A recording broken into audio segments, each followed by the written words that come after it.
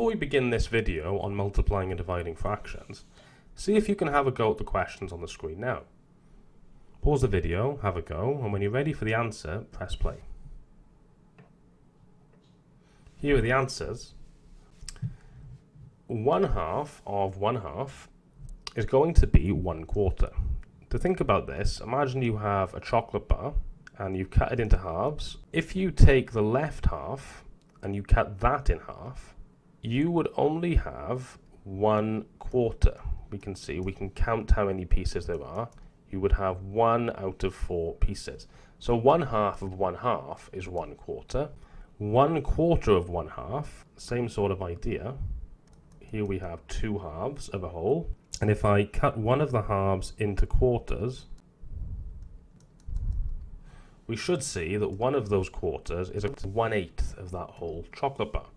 So we can say 1/4 of a half is 1/8. And finally, a third of 1/2 is going to be one of these pieces. And we can see that we could split the chocolate bar into 6 of them, so we have 1/6. But if we notice this, 1/2 of 1/2, remembering the word of in maths means times, tells us that 1/2 times 1/2 is going to be 1/4. 1/4 of 1/2, again, is going to be 1/4 times a half, and we've worked out that that is 1/8. And 1/3 of 1/2 is 1/3 times 1/2. That's 1/6. We worked that out. What we should notice is that in the first question, you've got 1, 1, and 1 as the numerators. So you've done 1 times 1 is 1. And on the bottom, on the denominators, you've done 2 times 2. The second question, 1 times 1 is 1. 4 times 2 is 8. Third question, 1 times 1 is 1. 3 times 2 is 6. So this should motivate the rule that when multiplying fractions, we multiply the numerator by the numerator, the denominator by the denominator, and we simplify if possible. Here are some examples to work on. In the first question, we have 1/4 times 2/5. So I'm going to do 1 times 2, which is 2, over 4 times 5, which is 20, giving me 2/20. I can simplify this by dividing the top and the bottom of the fraction by 2, because 2 is a factor of 2 and 20. 2 goes into itself once and into 20 10 times. So my final answer, simplified answer, is 1/10. For B, we have 3 times 2, which is 6, over 4 times 9, which is 36. 6 goes into 6 once, 6 goes into 36 6 times. So my final answer is 1/6. For C, we have 3 times 10 is 30, over 5 times 6 is 30. So the answer this time is 30/30ths, which is just 1 whole. For D, we have 2/3 times 9/16. 2 times 9 is 18. 16 times 3 is 48. So we have 18 divided by 48. We can simplify this. Simplify this by dividing top and bottom by 2, giving me 9 over 24. We could now divide by 3 to give us 3 over 8 as a final answer. You might have noticed or already know a slightly quicker way to do this, which I will explain now. We can also simplify the start by cancelling any common factors between numerators and denominators. We have 1/4 times 2/5.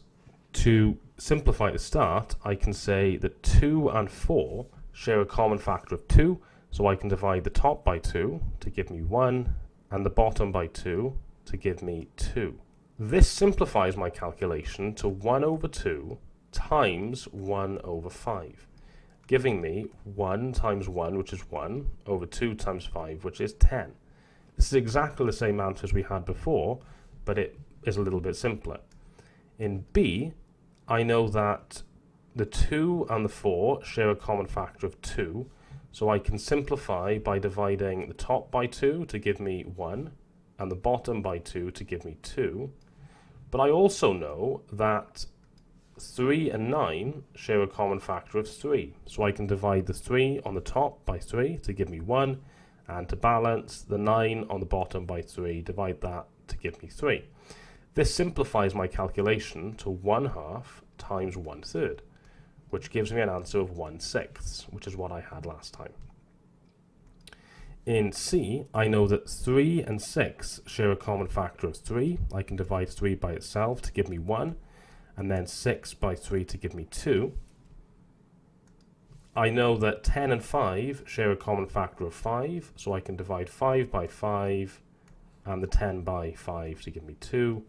This simplifies my calculation to 1/1 times 2/2, which just gives me 1 times 2, which is 2, over 1 times 2, which is 2. 2/2 is 1.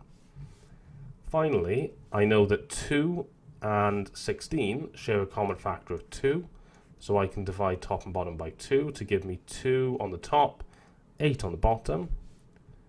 And I know that 3 and 9 share a common factor of 3, so I can divide them both by 3.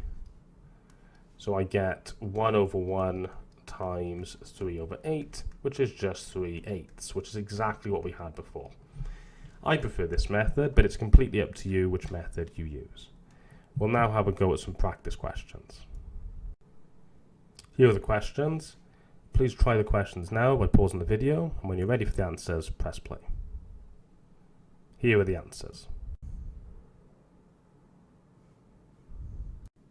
Before we look at dividing by let's have a think about these questions. How many halves are in one whole?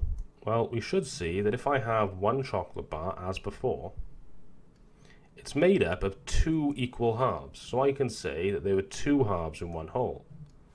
How many quarters are in one whole? Again, if I have a chocolate bar and I cut it into quarters, you can see that you've cut it into 4 equal pieces. So there's 4 quarters in a whole. And similarly, there will be 3/3 in one whole. So, working out how many halves are in a whole, which is basically saying what is one whole divided by a half, so 1 divided by a half, that's worked out to be 2. Now remember, 1 is just 1/1. So 1/1 divided by 1/2 is equal to 2, which is the same as 2/1. How many quarters are in a whole? That's like saying, if I have one whole, which is 1/1, and I divide it by a quarter, the answer is 4, which is the same as 4/1. And lastly, I have one whole divided by 1/3, and just by the logic of what we've done before, just now, we know that that is 3, which is 3/1. The point is that it seems that we've flipped this second fraction in order to get the answers. And in fact, this is what we do when we divide by fractions. We say that we keep the first fraction the same, we change the divide into a times, and then we flip the second fraction. It's a lot easier to see when you see it in an example. So let's have a look at some examples now. If, for example, I have 3/4 divided by 1/2, what I would have to do is 3/4, I keep that first fraction the same. I would change the divide into a times, and then I'm going to flip or find the reciprocal of the second fraction, which is 2/1. I just replace the numerator and denominator. I then work this out as before. 3 times 2 is 6, 4 times 1 is 4, which is 6/4, which will simplify to 3/2, which is just 1.5. Basically, we're asking ourselves how many halves are in 3/4. And if we just think about that, you can think about it with equivalent fractions if you like. So if we have one whole cut into quarters, and then if I have an identical whole, so identical, you know, it could be a chocolate bar or something like that.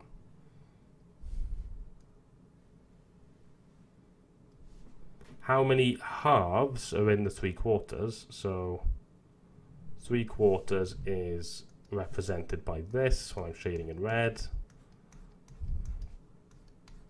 How many halves are in there? Well, I know there's definitely 1/2 here. These match up exactly. But then I can see there's also another 1/2 of a half here. So I can say that in 3/4 there's 1.5 halves. That's why the answer is 1.5.